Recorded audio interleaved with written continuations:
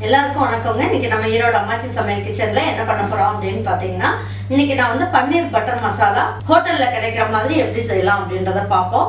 நம்மளோட சேனல்ல சப்ஸ்கிரைப் பண்ணாதவங்க சப்ஸ்கிரைப் பண்ணிக்கோங்க. சமையல் குறிப்புகள்லாம் உடனே உங்களுக்கு வேணும்னு நினைச்சீங்கன்னா பக்கத்துல இருக்க பெல் பட்டனை அழுத்தி வச்சுக்கோங்க. அப்படியே Facebook, Instagram, ஷேர் சேட்டை ஃபாலோ பண்ண மறந்துடாதீங்க. பாருங்க, இன்னைக்கு பன்னீர் பட்டர் மசாலா செய்யறதுக்கு நம்ம என்ன பண்ணியிருக்கோம் அப்படின்னு பார்த்தீங்கன்னா, இது காஷ்மீரி சில்லி. இதை நான் என்ன பண்ணியிருக்கேன், நல்லா கழுவிடணும். ஏன்னா இதுலலாம் நிறைய அந்த சுருக்கமாக இருக்குது பார்த்தீங்களா, உங்களுக்கு வந்து நிறைய தூசி இருக்கும். சுடுதண்ணியில் போட்டு நல்லா ஒரு அரை மணி நேரத்துக்கு நீங்கள் வந்து இது நல்லா ஊற வச்சுருங்க. ஊறிடுச்சுன்னா உங்களுக்கு வந்து நல்லா சாஃப்டாயிரும், நல்லா நைஸாக அரைச்சிக்கலாம். அதுக்காக தான் இந்த மாதிரி ஊற வச்சுருக்கிறது. ஃபஸ்ட்டு என்ன பண்ணுவோம், ஒரு சின்ன கியூப் பட்டர் போட்டுக்கலாம்.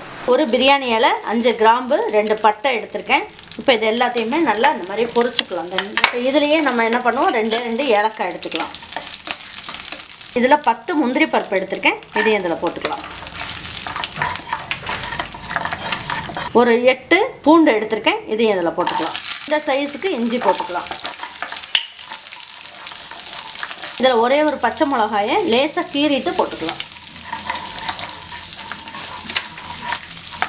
இதில் ஒரு 200 கிராம் அளவுக்கு பெரிய வெங்காயத்தை கட் பண்ணி எடுத்து வச்சுருக்கேன், இதை இதில் போட்டுக்கலாம்.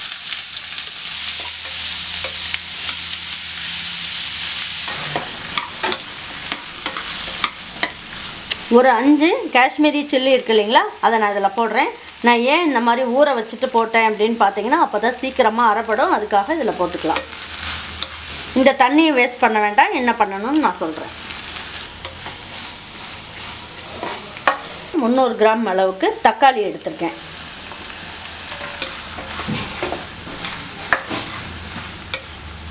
பாருங்கள், இந்த பன்னீர் பட்டர் மசாலாவுக்கு தேவையான அளவுக்கு உப்பு போட்டுக்கலாம். இதுலேயே கொஞ்சமாக மஞ்சள் தூள் போட்டுக்கலாம். காஷ்மீரி சில்லி ஊற வச்சோம்ல, அந்த தண்ணியை ஊற்றிக்கலாம். ஊற வைக்க பாருங்கள், இந்த மாதிரி ஊற்றும் போது மேலால் ஊற்றுங்க. நான் ஏற்கனவே இதை கழுவிட்டு தான் போட்டேன். இருந்தாலும் பாருங்கள், அந்த மிளகாயில் நிறைய கல் மண்ணெல்லாம் இருக்கும். பாருங்கள், இது உங்களுக்கு தெரியுதுங்களா, அதுக்காக தான் நான் இதை காமிக்கிறேன் உங்ககிட்ட. அதனால் எப்போ நீங்கள் யூஸ் பண்ணுற மாதிரி இருந்தாலும் காஷ்மீரி சில்லியை ஒரு வாட்டி கழுவிட்டு போட்டிங்கன்னா உங்களுக்கு அதில் இருக்க கல் மண்ணெல்லாம் இல்லாமல் இருக்கும்.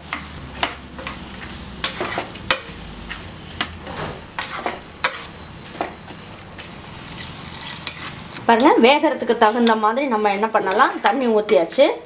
ஒரு தட்டு வச்சு மூடி வச்சிடலாம். இது ஒரு 2 நிமிஷத்துக்கு எல்லாம் ஒன்றா சேர்ந்து வேகட்டும். பாருங்கள், எல்லாம் ஒன்றா சேர்ந்து நல்லா வெந்துருச்சு. இப்போ இந்த டைமில் நம்ம என்ன பண்ணணும் அப்படின்னு பார்த்தீங்கன்னா, நம்ம இதில் போட்டோம் இல்லைங்களா, இந்த பட்டை, ஏலக்காய் இதெல்லாம் நம்ம எடுத்துடணும். இதோட ஃப்ளேவர் மட்டும் இதில் இறங்கினா போதும். இப்போ வெந்துகிட்டு இருக்கும் போது இந்த தண்ணியிலேயே இதோட வாசம் ஃபுல்லாக இறங்கியிருக்கும். அதனால் இந்த பட்டை இதெல்லாம் எடுத்துடலாம். ஏன்னா இதோட அப்படியே போட்டு நம்ம வந்து செஞ்சோம்னா என்னாகும், பன்னீர் பட்டர் மசாலாவோட டேஸ்ட்டு அப்படியே மாறி போயிடும். இது நல்லா வெந்துருச்சு. இப்போ நம்ம என்ன பண்ணுவோன்றதை நான் சொல்கிறேன். இப்போ இந்த தண்ணியோடையே நம்ம வந்து மிக்சியில் போட்டு அரைச்சோம் அப்படின்னா நம்ம மேலே தெளிச்சிரும். அதனால இதை ஒரு வடிகட்டுறதுல இப்படி வடிகட்டிக்குவோம். இந்த பச்சை மிளகாயும் நம்ம எடுத்துடலாம். இந்த பச்சை மிளகாயும் வேண்டாம், இப்போ அதையும் எடுத்துட்டோம். இப்போ இதெல்லாம் போட்டு நம்ம என்ன பண்ணலாம், நல்லா நைஸாக அரைச்சிக்கலாம். இது ஆறுனதுக்கப்புறம் மிக்சியில் போட்டு நல்லா அரைச்சிட்டு உங்ககிட்ட காட்டுறேன். இந்த தண்ணியை நம்ம வேஸ்ட் பண்ண வேண்டாம். இப்போ தனியாக எடுத்து வச்சுக்குவோம். இதுக்கப்புறம் இதை என்ன பண்ணணுன்றதை நான் சொல்கிறேன். பாருங்கள், இதை நல்லா அரைச்சாச்சு. நல்லா பேஸ்ட் மாதிரி நல்லா அரைச்சிட்டோம். இந்த அளவுக்கு இருந்தால் போதும். இப்போ நம்ம இதை வச்சுட்டு பன்னீர் பட்டர் மசாலா எப்படி பண்ணலான்னு பார்ப்போம். இப்போ பாருங்கள், நான் என்ன பண்ணியிருக்கேன், இது 2 கியூப்ஸ் அளவுக்கு பட்டர் போட்டுக்கலாம். கொஞ்சமாக ஜீரகம் மட்டும் போட்டுக்கலாம். இந்த பிரியாணி இலை வந்து நம்ம வேக வைக்கிறதுக்கு போட்டது தான், அதனால் இதையும் இதில் போட்டுக்கலாம். இப்போ நம்ம என்ன பண்ணலாம், இதில் ஒரு அரை ஸ்பூன் அளவுக்கு ரெட் சில்லி பவுடர் எடுத்து வச்சுருக்கேன், அதை போட்டுக்கலாம். இது ஆர்டினரி பவுடர் தான். இப்போ வந்து நம்ம என்ன பண்ணலாம், இந்த பேஸ்ட் அரைச்சி வச்ச பேஸ்ட்டு இதில் ஊற்றிடலாம்.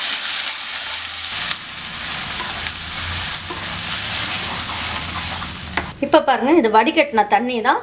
இதுலேயே ஊற்றி நம்ம என்ன பண்ணலாம், இந்த மிக்சியில் மசாலெலாம் ஒட்டியிருக்கோம் இல்லைங்களா, இது எல்லாமே இதில் ஊற்றிடலாம்.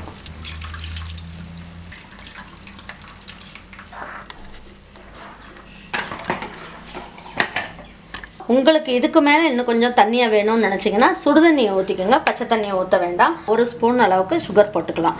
போட்டிங்கன்னா தான் உங்களுக்கு வந்து கடையில் கிடைக்கிற மாதிரியே இருக்கும். இப்போ பாருங்கள், 1 நிமிஷம் அளவுக்கு மூடியை வச்சு மூடிடலாம். பாருங்க, இதுக்கு வந்து நான் என்ன பண்ணியிருக்கேன், 400 கிராம் அளவுக்கு பன்னீர் எடுத்து வச்சுருக்கேன். பன்னீர் எடுத்து உங்களுக்கு எந்த சைஸ் வேணுமோ நீங்கள் வந்து கட் பண்ணிக்கலாம். இதில் வந்து இதை 2ஆகவும் போடலாம், இல்லை இந்த சைஸ்லேயும் போட்டு வைக்கலாம். அது நம்மளோட விருப்பத்தை, நம்ம குழந்தைங்க சாப்பிட்றத பொறுத்து நம்ம வந்து சைஸ் போட்டுக்கலாம். பாருங்கள், இப்போ வந்து நல்லா கொதிக்க ஆரம்பிச்சிருச்சு. இந்த ஸ்டேஜில் நம்ம என்ன பண்ணுவோம், இப்போ நம்ம என்ன பண்ணுவோம், ஒவ்வொரு பன்னீராக எடுத்து இதில் போட்டுக்கலாம்.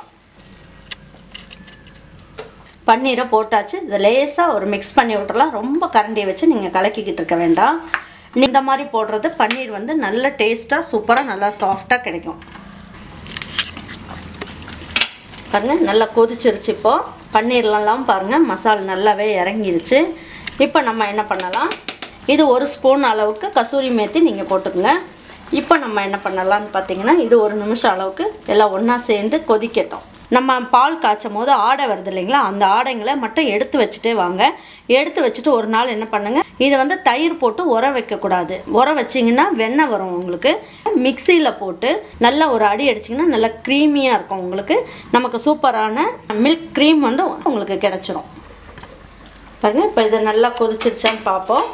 பாருங்கள், இதெல்லாம் நல்லா கொதித்து பன்னீர் எல்லாமே நல்லா வெந்துருச்சு. பாருங்கள், உங்களுக்கு மசாலா ஃபுல்லாக நல்லா சூப்பராக வந்துருச்சு. பாருங்கள், நம்ம க்ரீம் எடுத்து வச்சுருக்கோம் இல்லைங்களா, இந்த க்ரீம் என்ன பண்ணலாம், நல்லா கலக்கி விட்டுட்டு நான் மிக்சியில் போட்டு அடித்து வச்சுருக்கேன். இப்போ வந்து என்ன பண்ணலாம், இதை வந்து ஊற்றிடலாம். இதில் ஊற்றிட்டு நம்ம வந்து பசங்களுக்கெல்லாம் பரிமாறும் போது நல்ல ஒரு சூப்பரான உங்களுக்கு ஒரு டேஸ்ட்டு சூப்பராக கிடைக்கும். இதில் இப்போ என்ன பண்ணலாம், கொஞ்சமாக கொத்தமல்லி இலையும் கொஞ்சமாக லேசாக தூவி விட்டுடலாம். இப்போ இதை எடுத்து வச்சு பரிமாறிடலாம்.